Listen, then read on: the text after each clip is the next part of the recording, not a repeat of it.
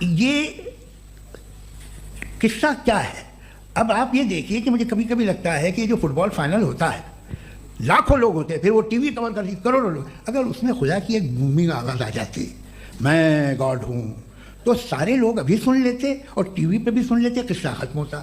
یہ اتنی رازداری کیا ہے کہ تم سامنے کچھ تو ثبوت دے دو ہمیں سالڈ، یہ کہ صاحب یہ یونیورس کیسے بنی، اس سے مسئلہ کیا حل ہوگا؟ میں پوچھوں گا آپ سے خدا کیسے بنا؟ کیوں نہیں پوچھوں گا کیسے بنا؟ بلکہ وہ تو کائنات سے کہیں زیادہ انٹیلیجنٹ ہے، کائنات سے کہیں زیادہ کمپلیٹ، جی وہ ہمیشہ سے آپ کہیں گے میں مان لوں گا۔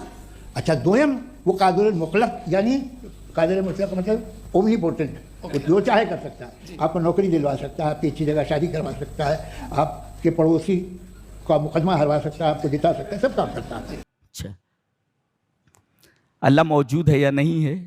ایک بچہ بھی بتا دے گا آپ کو۔ کیا بتائے گا؟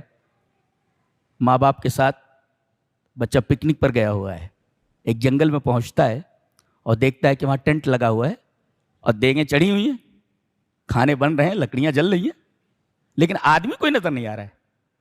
بچہ فوراً اپنے ماں باپ سے کہے گا امی ہم لوگوں سے پہلے ہی کوئی یہاں آ گیا ہے، دیکھو ٹینٹ لگا لیا اس نے، تو کھانے وغیرہ بن رہے ہیں، کھانا بن رہا ہے، لکڑیاں جل رہی ہیں، ٹینٹ لگا ہوا ہے۔ یہ اس بات کی دلیل ہے کہ کوئی نہ کوئی وہاں موجود ہے۔ ایک بچہ بتا دے گا کہ یہ ٹینٹ لگا ہوا ہے، کھانے بن رہے ہیں، لکڑیاں جل رہی ہیں، کوئی نہ کوئی موجود ہے۔ ملحد کہتا ہے کہ کوئی موجود نہیں۔ بھائی دلیل؟ نہیں موجود ہے، نہیں موجود، یہ تیرا دعویٰ ہے، نفی نہیں ہے، تیرا دعویٰ ہے۔ اللہ موجود نہیں ہے، یہ تیرا دعویٰ ہے۔ سو برڈن آف پروف یعنی بار ثبوت مدعی کے اوپر ہے۔ دلیل تو دے اللہ موجود نہیں ہے، دلیل نہیں ہے۔ ایتھیسٹ کے بعد دلیل نہیں ہے اللہ کے موجود نہ ہونے کی، کہ اللہ موجود نہیں ہے، اس کی کوئی دلیل ایتھیسٹ کے پاس نہیں ہے، ملحد کے پاس نہیں ہے۔ آدمی زیادہ سے زیادہ یہ کہہ سکتا ہے مجھے معلوم نہیں کہ اللہ ہے یا نہیں، یہ کہہ سکتے ہو، لیکن اللہ نہیں ہے یہ دعویٰ ہے۔ اگر یہ دعویٰ ہے تو برڈن آف پروف، بار ثبوت تمہارے اوپر، تم ثابت کرو کہ اللہ موجود نہیں ہے۔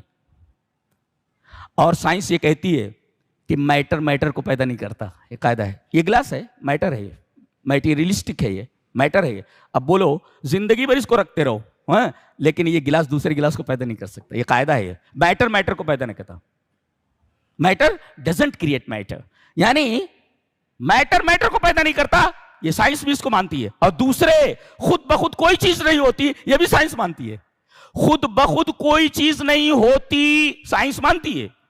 اور میٹر کو پیدا نہیں کرتا، یہ بھی سائنس مانتی ہے۔ تو جب میٹر موجود ہے تو پیدا کرنے والا موجود ہونا چاہیے، اور وہ بھی میٹر نہیں ہونا چاہیے، اس لیے کہ میٹر کو پیدا نہیں کرتا۔ لہذا اللہ تبارک و تعالیٰ کی جتنی صفات ہیں مخلوق کی وہ صفات ہو ہی نہیں سکتی، بالکل الگ ہونے چاہیے۔ خالق بالکل الگ ہونا چاہیے مخلوق سے، لہذا خالق کے لیے مخلوق کی مثال نہیں دی جا سکتی کہ اس تک پہنچنے کے لیے ہمیں رسی کی ضرورت۔ اللہ کیا پاگل پنا ہے یہ۔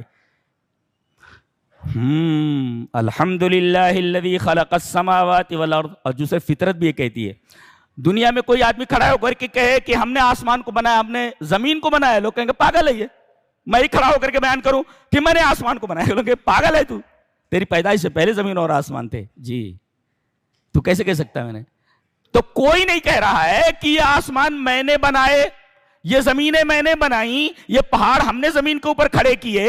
جب کوئی نہیں بول رہا ہے، ایک ہستی بول رہی ہے کہ میں نے پیدا کیا ہے، تو تمہارے پاس کیا دلیل ہے کہ اس نے نہیں پیدا کیا ہے؟ وہ یہ نہیں ہے۔ اللہ اکبر۔ اچھا فطرت مجبور ہے ماننے پر، ماننا ہی پڑے گا۔ کیوں؟ میں مثال دیتا ہوں ایک، بچے اس مثال کو سامنے رکھیں۔ یہ دیکھو ریل ہے، ٹرین ہے، یہ پچھلا ڈبہ ہے، جی ٹرین یہاں پر ختم ہو رہی ہے، جی یہ پچھلا ڈبہ ہے، پچھلے ڈبے کے بعد ایک اور ڈبہ ہے، اس کے بعد اگلا ڈبہ ہے، اس کے بعد اگلا ڈبہ ہے، اس کے بعد اگلی بوگی ہے، اس کے بعد اگلی بوگی ہے، اگلی بوگی۔ اب میں پوچھتا ہوں یہ پچھلے ڈبے کو، پچھلی بوگی کو کون کھینچ رہا ہے؟ بولے اگلا ڈبہ۔ اچھا اگلے کو کون کھینچ رہا ہے؟ اس اگلے والا۔ اس اگلے والے کو کون سا ڈبہ کھینچ رہا ہے؟ اگلے والا۔ چلتے چلے جائیے، آپ کو جا کر انجن کے اوپر ٹھہرنا پڑے گا، مجبور ہیں آپ، بالکل انجن ماننا ہی پڑے گا۔ تو انجن اس ڈبے کی طرح تھوڑی ہے، اس لیے کہ انجن میں جتنے آلات لگے ہوئے ہیں ڈبے میں ہیں ہی نہیں، جی آپ کو ماننا پڑے گا انجن ہے، اور انجن تمام ڈبوں سے بالکل الگ ہوتا ہے، ڈبہ الگ ہوتا ہے اور انجن الگ ہوتا ہے. ہم ماننے کے لیے مجبور ہیں کہ ہم مانیں کہ انجن ہے، یہی کھینچ رہا ہے سب کو. گویا کہ ان تمام ڈبوں کے حرکت طبعی ہے، تیز سے تابع ہے یہ حرکت، اور انجن کی جو حرکت ہے وہ حرکت اصلی ہے، وہ اپنی ذات سے چل رہا ہے، وہ اپنی ذات سے چل رہا ہے، اور پیچھے ڈبے اس کے تابع ہو کر کے چل رہے ہیں. اگر وہ رک جائے تو سارے ڈبے رک جاتے ہیں. ہم مجبور ہیں کہ مانیں کہ انجن ہے، ورنہ ڈبے ڈبے ڈبے ڈبے کبھی ڈبے ختم ہی نہیں ہوں گے. یہ تسلسل ہے، اس کو منطق میں کہتے ہیں، فلسفے میں تسلسل باطل ہے، تسلسل باطل ہے. ایک مثال اور دیتا ہوں کہ آپ کسی آفس میں گئے اور آپ کو کسی کاغذ کے اوپر سائن کرانا ہے. اچھا سائن کرانا ہے، پتہ ہی چلا 10 لوگ اس پر سائن کریں گے، 10 لوگ اس پر سائن کریں گے. 10 کے بعد آپ کی باری آنے والی ہے نا، ایک آدمی سائن کر رہا ہے، دوسرا کر رہا ہے، تیسرا کر رہا ہے، 10واں سائن کر رہا ہے. اور اگر پتہ چلے کہ جتنے سائن کرنے والے ہیں لامحدود ہیں تو آپ کی اس فائل کے اوپر کبھی دستخط ہوگی ہی نہیں، اس لیے کہ دستخط کرنے والے لامحدود ہیں. آپ وہی کھڑے رہیے. آپ کو ایک جگہ جا کر ماننا پڑے گا کہ کوئی ایسا ہے کہ اس کے بعد نہیں ہے، وہ سائن کرے گا تب آپ کی یہ فائل پوری ہوگی. یہ تو فطرت ہے انسان کی. اللہ اکبر. تو سائنٹیفیکلی بھی اللہ تبارک و تعالیٰ کو وجود ثابت ہے.